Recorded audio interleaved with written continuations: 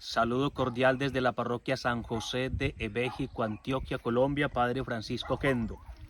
Llegamos al domingo grande de Pentecostés. El evangelio que se nos propone es Juan, capítulo 20, del versículo 19 al 23.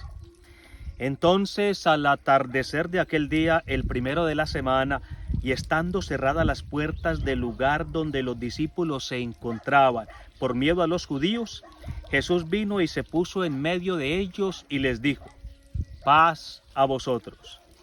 Y diciendo esto, les mostró las manos y el costado. Entonces los discípulos se llenaron de alegría al ver al Señor. Jesús entonces les dijo otra vez: paz a vosotros. Como el Padre me ha enviado, así también os envío yo. Después de esto sopló sobre ellos y les dijo: recibid el Espíritu Santo. A quienes perdonéis los pecados, les serán perdonados. A quienes se los retengáis, les serán retenidos. Palabra de Dios. El cenáculo se llenó de olor luminoso, del olor luminoso del amor, cuando el fuego divino descendió como lluvia fecunda y el agua viva enardeció los corazones de quienes con María, Madre de Dios, oraban implorando el don del Señor resucitado. Un viento huracanado estremeció el lugar y el aleteo de la vitalidad divina dinamizó a la iglesia, a la cual habita como alma. Se celebraba en la ciudad santa una fiesta santa, la fiesta conocida en hebreo como Shavuot o la fiesta de las semanas, fiesta conocida en la lengua griega como Pentecostés.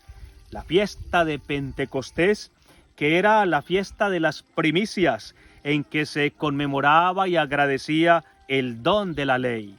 Se recordaba el día en que el dedo del Eterno escribió en tablas de piedra la ley eterna, y la mano del Omnipotente donó a la humanidad la ley de la libertad viva y la vida libre. Ahora en los apóstoles y sus acompañantes, las primicias de la iglesia reciben como don la ley nueva, la que el apóstol Pablo llama la ley del Espíritu de la vida, Romanos capítulo 8. El Espíritu en efecto es la ley del cristiano. La ley antigua era una ley muerta, la ley del Espíritu es una ley viva. La ley antigua estaba escrita en tablas de piedra, la ley del Espíritu está escrita en el corazón. La ley mosaica era una ley exterior, la ley del Espíritu es una ley interior. La ley mosaica prescribía el deber de hacer el bien. La ley del Espíritu da el poder de hacer el bien. La ley mosaica era una ley del temor. La ley del Espíritu es la ley del amor.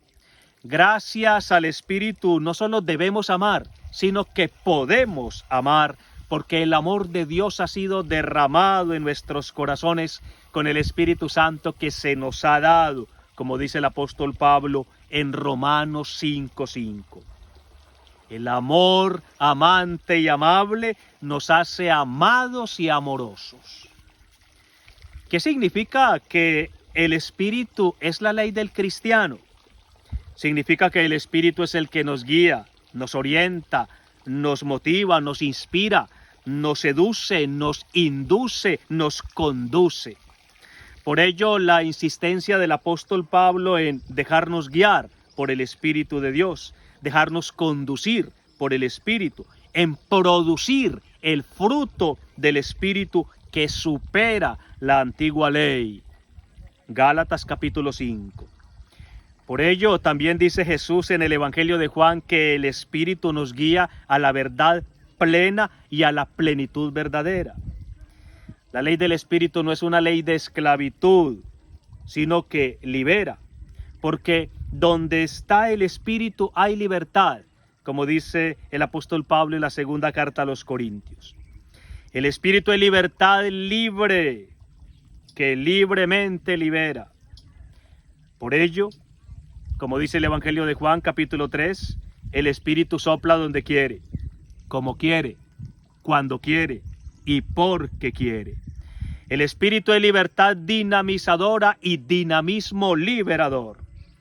Él nos da a conocer la voluntad de Dios y nos da la posibilidad de cumplir la voluntad de Dios.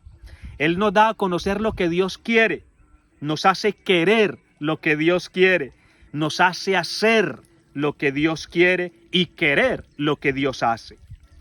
Sin el Espíritu somos esclavos del pecado y colmos de vacío interior. Como cantamos en la secuencia litúrgica de Pentecostés, mira el vacío del hombre si tú le faltas por dentro. Mira el poder del pecado cuando no envías tu aliento. ¿A dónde nos conduce el Espíritu? Nos conduce a la paz alegre y a la alegría pacífica. Paz a vosotros, saludó el Señor. Y los discípulos se llenaron de alegría al ver al Señor, nos dice el Evangelio. ¿A dónde nos conduce el Espíritu? A la misión. El Espíritu nos alza y nos lanza a la misión de la cual Él es fuerza innovadora e innovación fuerte. Como el Padre me ha enviado, así los envío yo, dice el Señor resucitado.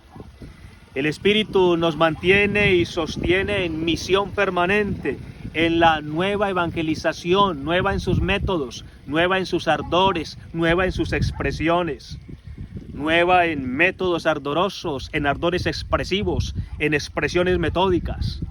El Espíritu nos impulsa a la alegría evangelizadora y a la evangelización alegre.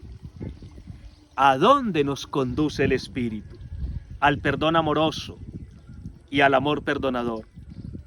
El Espíritu transpira, respira e inspira el perdón que ama y el amor que perdona. A quienes perdonéis los pecados, les quedan perdonados, dice el Señor, dador del Espíritu. El perdón vivido, sentido, recibido, agradecido, es el más grande don.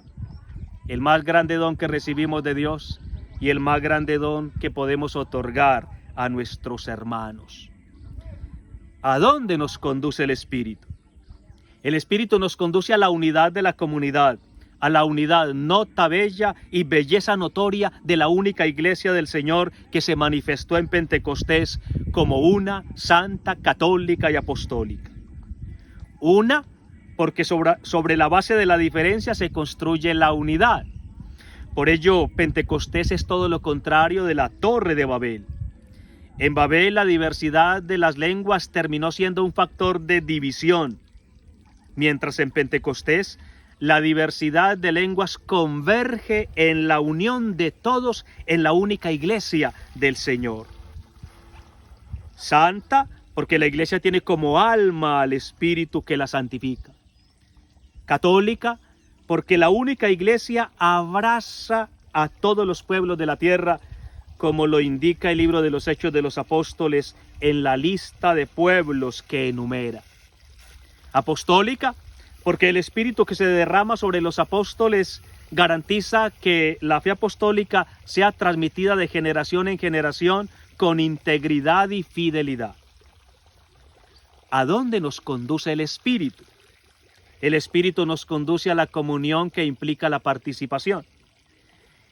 Estaban en comunión y participación en un mismo lugar, con un mismo sentir, cuando el Espíritu se derramó como lenguas de fuego y todos participaron del único Espíritu que se posó sobre cada uno de ellos. En comunión y participación, ellos proclaman las grandezas de Dios en lenguas nuevas. En comunión estaban los apóstoles cuando Jesús resucitado sopló sobre ellos, participando toda su vitalidad y llamando a todos a participar con pasión en su misión. El Espíritu posibilita la participación porque distribuye dones y carismas a todos, de manera que cada uno ha recibido una manifestación del Espíritu, en virtud de la cual tiene el derecho, deber de participar. El Espíritu hace posible la comunión, pues los dones diversos y diferentes tienen una idéntica finalidad: el bien común, el bien de todos, la edificación del cuerpo de Cristo, como nos recuerda el apóstol Pablo escribiendo a los Corintios en la segunda lectura. En nuestra época, una de las más bellas manifestaciones del Espíritu es la participación en la vida eclesial. La participación esperada de todos es la asistencia y vivencia de la Santa Misa Dominical. Pero la participación deseada es que cada cristiano se implique en los distintos mecanismos de participación o espacios de participación, coros musicales, animadores de comunidad, catequistas, grupos de oración, grupos bíblicos, comunidades juveniles, infancia misionera, grupo de lectores, pastoral de enfermos y los distintos grupos o movimientos apostólicos que son también obra del Espíritu que enriquece a la Iglesia. María, la Virgen Madre, que acompaña con su amor materno todo Pentecostés, nos alcance una efusión continua del Santo Espíritu. Dídimo de Alejandría escribió, hablando acerca del Espíritu Santo: es un fuego espiritual en grado de regar y es agua espiritual capaz de hacer arder. Gracias por compartir el video y buen domingo de Pentecostés para todos.